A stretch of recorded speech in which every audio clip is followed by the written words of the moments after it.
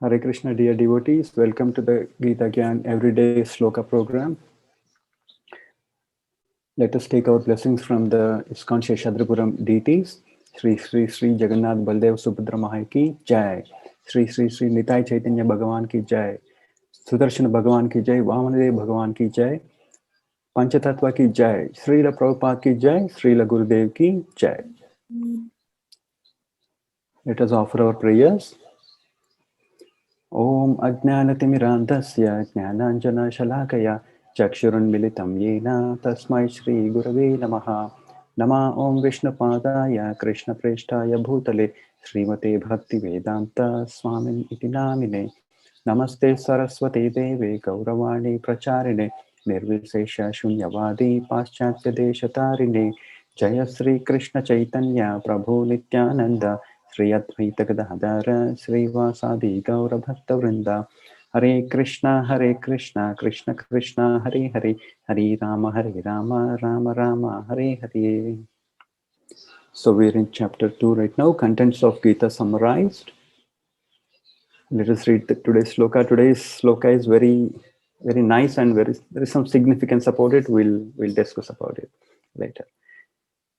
śrī-bhagavān uvāca kutas kaśmalam idaṁ viṣame samupasthitam anārya-juṣṭam asvargyam akīrti-karam Arjuna.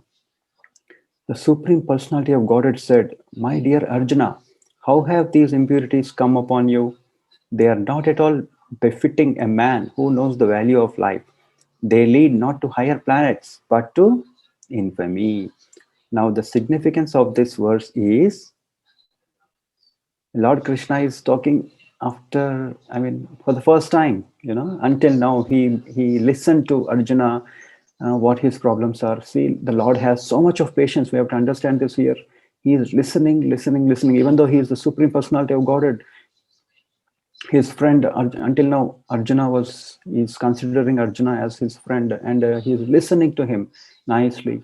So that is the greatness. So we have to listen. That is a very good quality of a person. Now, here Srila Prabhupada is telling, okay, until now, how many have spoken? Sanjaya has spoken. Dhritarashtra was the first to speak, and then Arjuna spoke. But first time Lord Krishna is speaking. But every time they all three spoke, what were they said? They were said like Sanjaya uvāca, Dhritarashtra uvāca, Arjuna uvāca. Here also, then they could have said Krishna uvāca or something like that. But what are they saying here? śrī-bhagavān uvāca, Bhagavan. Right? So first of all, let us understand the meaning of Bhagavan. So here, Parasar Muri has given a definition of Bhagavan. What is it? It says, he is father of Vyasadeva, right? He gave us what is the meaning of Bhagavan. Bhaga means opulence. Van means one who possesses opulence. Now, let us see little about it. The sloka. Aishwaryasya samagrasya viryasya yashasha shriyah jnana vairagyayos sannam bhagam itingana. So this is in Vishnu Purana 6.5.47. What is it says? Bhagavan means who possesses 6 opulences in full, not like little here, little there, right? In full. What are those 6 opulences? All riches, all strength, all influence, all wisdom, all beauty, and all renunciation. See, here it is saying Bhagavan, that the meaning of Bhagavan, we are knowing about the meaning of Bhagavan. Now, even in our, the world, in this world, there are a lot of people who are having riches, who have strength, who have power. Influence means power, who are wise, who are beautiful, and they are renounced also, right? There are few people who are renounced, but it is almost impossible to find a person who has all these 6 opulences in full. It's not like little there, little here, because people become rich and they sometimes lose their wealth. Strength also, we all get old. Influence, power moves from one person to the other, right? Power is not with same person all the time. The prime ministers, chief ministers, the police people, IAS, IPS, they change. Power is there for some time, but it changes. Wisdom also. One person cannot know everything, right? A doctor, engineer, they're all different people. They all have their own, they are experts in their own knowledge. They can't be expert in all the knowledge. Beauty, we all know beauty can't be with us all the time. We all get old and beauty goes away after some time. And renunciation. A person who is renounced is very rare these days. Yes, there are. It's not like they are not there. Now, I just wanted to give you, like, you can all chat with me today, right? Please. So who are the personalities whom you like, who are rich, who are strength, or like that? Any powerful people, wise people? You can all chat. Let us see what you say. Or you can unmute and say also. There is no problem. Anyone can say, there is no problem. I will not say your name when you type in the chat box. Who are the people whom you see are rich, are very powerful, strength? Like we have Sachin Tendulkar, for example. He is a rich person. He has strength. He has played very nice cricket. Influence. He's very powerful in that cricket. Wise. He is a wise. He uses his intelligence in playing cricket. He is beautiful.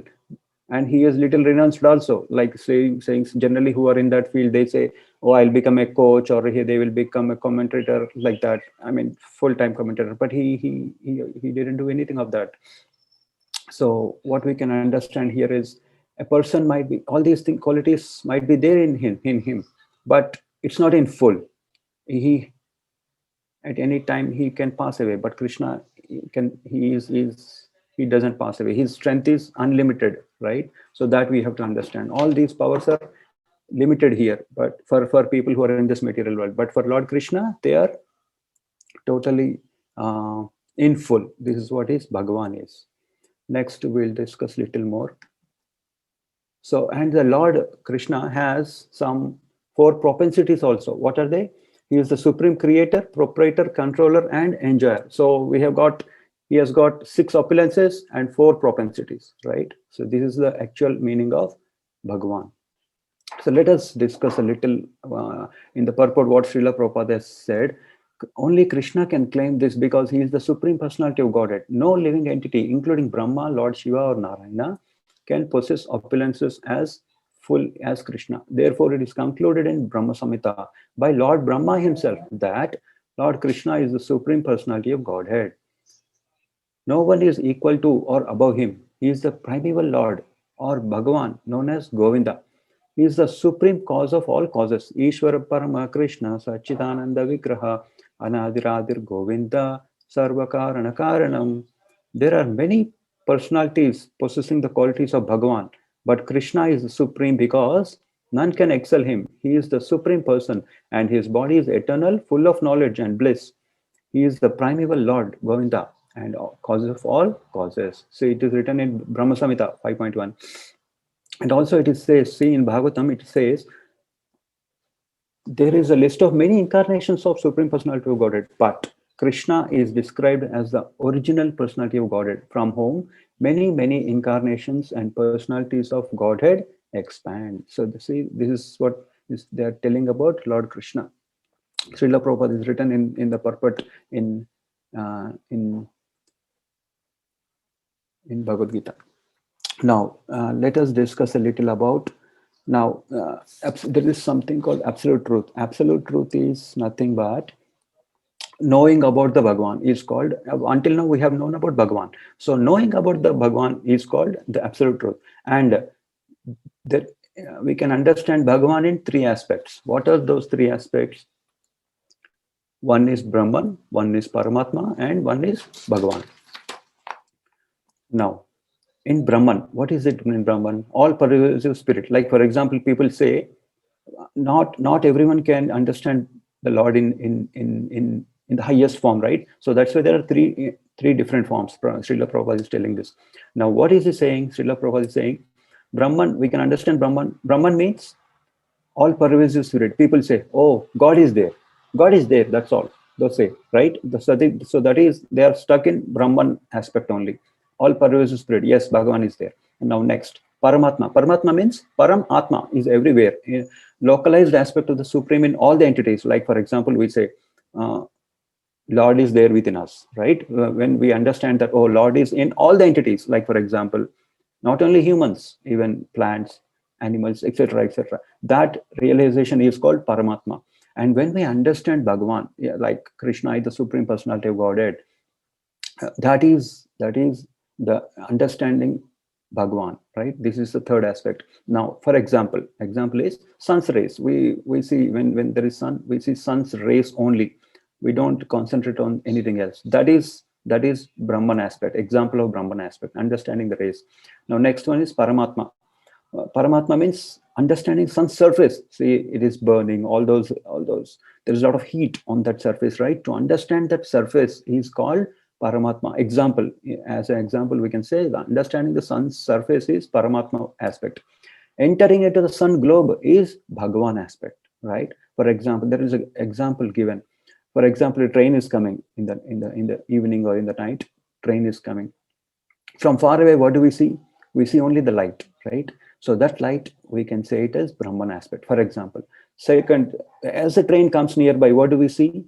We see engine, the coaches, etc., right? So that is taken as a Paramatma aspect. We are understanding the Lord. But when we enter the Lord, when we enter the train, right? We, after the train stops, we enter into the train, we sit in the coaches, right? That is called the Bhagavan aspect, understanding Bhagavan and entering into the Bhagavan, right? Entering, as we said last time also, Janma karma chame divyam evam yovetita. Mama eva amsho jivaloke jivabhuta sanatana. Mama eva amsha, we are part and parcel of him, right? When we go back to Lord head, that is like we are understanding the Bhagavan aspect. That is what it is. Now the question comes, oh, why people are not able to understand the Bhagavan aspect straight away? So let us see this. And here, Lord Krishna has said, what did he say about to Arjuna? He said, you are talking like a anāryan. He said, anāryan. Anāryan means what? Arya. First of all, let us understand Aryan. Aryan means this is applicable to the persons who knows the real value of life and have a civilization based on spiritual realization. See? Persons who are led by the material conception of life do not know the aim of life is realization of the absolute truth, Vishnu, Bhagavan, right? So here, why they are not able to understand the Bhagavan? Because they are captivated by the external features of the material world. And persons who have no knowledge of liberation from material bondage are called non-Aryans. So Lord Arjuna might be very intelligent, but Krishna is telling him, you're talking like an anāryan.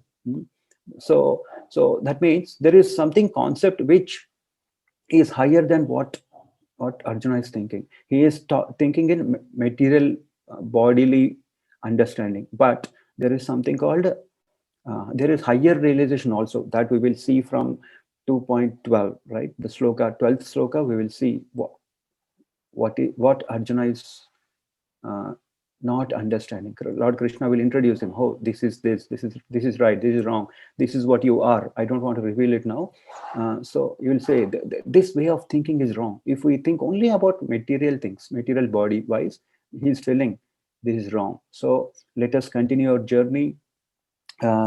We will understand more, right? In the next, from 12th shloka, Krishna will give the real knowledge to Arjuna, and then Arjuna will start understanding the real truth, and he will start taking correct decisions. Now Krishna is also telling him, you're thinking in a wrong way and you're making wrong decisions. See, here it is telling, like Arjuna is a kingsman, right? But he's a kshatriya. He's supposed to do his duty, but he has stopped doing his duty. So later we will understand.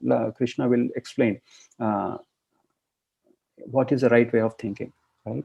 So okay, let us discuss a little about what are the common six. What is the common in all these six Bhagavan? We have discussed about Bhagavan aspect, right? Can anyone chat on the chat box? What is the one thing which is common in all these six? Can anyone chat, or you can unmute and tell also? There is no problem. What is it? Bhagavan, Hare Krishna, Prabhuji. Bhagavan is everything in full. Yes. what is the common thing in all these six? Riches, if a person has, for example, riches, strength, influence, wisdom, beauty, renunciation, what is one thing in common? What does he get out of these six? Or even one if he has, what is it? He gains attention. Pride, yes, pride is also there. Pride is there. Main important thing, a person who is renounced doesn't have pride. But most important thing is attention. A person who has, for example, a person is rich or very powerful, very famous, very wise, very beautiful, very renounced. What do we give them? We give them attention. Right? We give them attention in the same way. But if you see a person, this Lord Krishna, Bhagavan, is having all these six opulences in full. How much attention we should give him? So we should understand that. And now my another question to you all is, what is the commonality in all these five? Only five: rich, strength, influence, wisdom, and beauty. What is the commonality in these five? So the commonality here is, when people see these things, they become jealous or envious. They become envious. Next thing, all these five are temporary, and they all cause anxiety. They all cause anxiety because no one want to lose all this, right? Yes, one Mataji says they can wear out by time. Yes, they're temporary. Yes. So here we have to understand, they may give us happiness now and then, but they're temporary. What we should understand is Lord Krishna, he possesses everything. So that's why we should give him the utmost attention by doing bhakti.